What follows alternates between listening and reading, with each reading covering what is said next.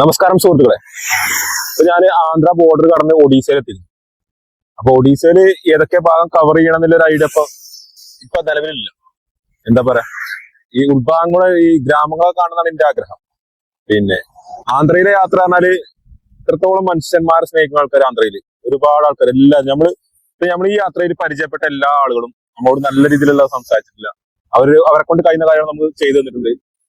എല്ലാവരും സ്നേഹമുള്ള ആളാണ്. ഇപ്പൊ നമ്മുടെ നാട്ടിൽ നിന്നാണ് നമ്മൾ തമിഴ്നാട്ടിനെ ഒക്കെ പറയും, അവിടുത്തെ ആൾക്കാർ ഇങ്ങനെയാണ്, ഇവിടുത്തെ ആൾക്കാർ ഇങ്ങനെയാണ്.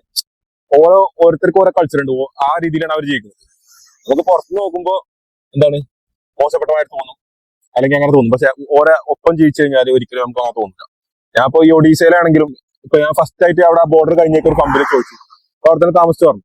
അപ്പൊ അവിടെ കണ്ട കുറെ ആൾക്കാർ നമ്മളോട് സംസാരിച്ചു.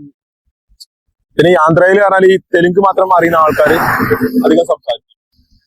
അവരെ കാണുമ്പോൾ ഭീകരമായി തോന്നുമെങ്കിലും അവിടെ നമ്മൾ അടുത്ത് കഴിഞ്ഞാൽ ഭയങ്കര സ്നേഹമുള്ള ആൾക്കാരാണ്. ആന്ധ്രയിൽ ഇപ്പൊ ഞാൻ 2-3 അമ്പലങ്ങളിൽ താമസിച്ചു. അപ്പൊ ഭക്ഷണം കൂടി അവർ തന്നു. അവിടുത്തെ വീഡിയോ നമ്മൾ ചിത്രീകരിച്ചിട്ടില്ല. പിന്നെ 1-2 പള്ളികളിൽ താമസിച്ചു. അവിടുത്തെ ഒന്നും വീഡിയോ നമ്മൾ ചിത്രീകരിച്ചില്ല. അവിടുത്തെ ഭക്ഷണമൊക്കെ അവിടുന്ന് തന്നവര്. പിന്നെ അങ്ങനെയൊക്കെ നമ്മളെ ഒരു യാത്ര ഉണ്ട്. യാത്ര പറഞ്ഞാൽ ഇവിടെ പെരും വെയിൽ. ഒരു 7 മണിയാകുമ്പോൾ തന്നെ വെയിൽ സ്റ്റാർട്ട് ആവും.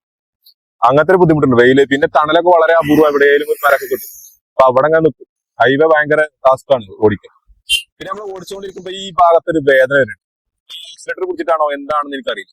അതിന് ആൾക്കാരൊന്ന് കമന്റിൽ അറിയിക്കണേ. ഓക്കെ, ബാക്കി വിശേഷങ്ങളുമായിട്ട് വരണം. ഓക്കെ.